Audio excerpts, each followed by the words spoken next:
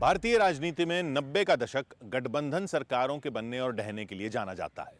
तब क्षेत्रीय छत्रपों के एक झटके से दिल्ली की सत्ता डोल जाती थी। रातों रात प्रधानमंत्री के चेहरे बदल जाते थे।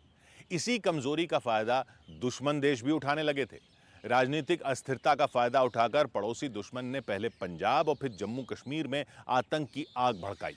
नौजवान नरेंद्र मोदी उसी वक्त से आतंक की सोच पर प्रहार करते आ रहे हैं।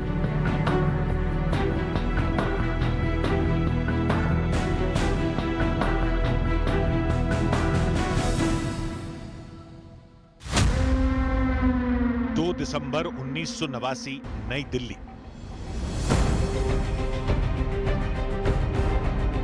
विश्वनाथ प्रताप सिंह कई दलों के गठजोड़ से बनी सरकार में प्रधानमंत्री बने।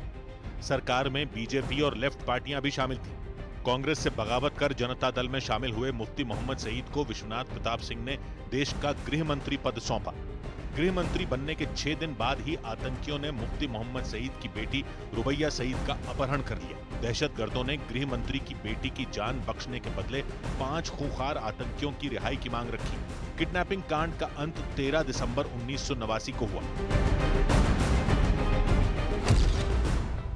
अशफाक वानी, शेख हमीद, शेर खान, जावेद अहमद जरगर और नूर मोहम्मद कलवल को रुबैया की आजादी के बदले रिहा कर दिया गया।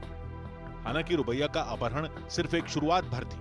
कश्मीर में सरहद पार से रची गई बारूदी साजिशें अंजाम दी जाने लगी। इस बीच विश्वनाथ प्रताप सिंह की सरकार भी चली गई। 1991 में रथ यात्रा के समय बीजेपी नेता लाल कृष्ण आडवाणी की गिरफ्तारी के बाद पार्टी ने वीपी सिंह सरकार से समर्थन वापस ले लिया। दिल्ली में जब सत्ता की बिसात पर शहमात का खेल चल रहा था, तब कश्मीर घाटी में आतंक ने जड़ें जमा ली, जिसके बाद आतंकियों और अलगाववादियों के खिलाफ भारतीय जनता पार्टी ने एकता यात्रा निकालने की योजना बनाई। एकता यात्रा के सफल आयोजन का जिम्मा नरेंद्र मोदी को सौंपा गया। एकता यात्रा देश के दक्षिणी छोर कन्याकुमारी से लेकर कश्मीर के लाल चौक पर तिरंगा फहराने तक निकाली जानी थी। नरेंद्र मोदी ने एकता यात्रा की शुरुआत जिस अंदाज में की, उसने देशवासियों का दिल जीत लिया। शहीद आजम भगत सिंह के भाई राजेंद्र सिंह, आजादी की लड़ाई में फांसी का फंदा चूमने वाले राजगुरु के भाई देवकी नंदन, परमवीर चक्र विजेता अब्दुल हमीद के बेटे जुबैद अहमद और अली हसन। एक जगह एक फ्रेम में महान विभूतियों को जुटाने का अद्भुत आइडिया नरेंद्र मोदी का था। आतंक के खिलाफ नरेंद्र मोदी ने देशभक्तों की ऐसी कतार खड़ी कर दी जो हर गुजरते दिन आगे ही बढ़ती गई। 11 दिसंबर 1991 को कन्याकुमारी में एकता यात्रा के शुभारंभ की ये तस्वीर देखिए, जिसमें मुरली मनोहर जोशी को राष्ट्रीय ध्वज तिरंगा सौंपा गया था। लेकिन कन्याकुमारी में एकता यात्रा के लिए लोगों को जोड़ना आसान नहीं था, क्योंकि तब भारतीय जनता पार्टी की तमिलनाडु जैसे प्रदेश में जमीन भी तैयार नहीं थी।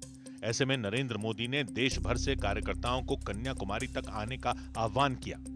उन्होंने एक एक दिन का ख्याल खुद रखा।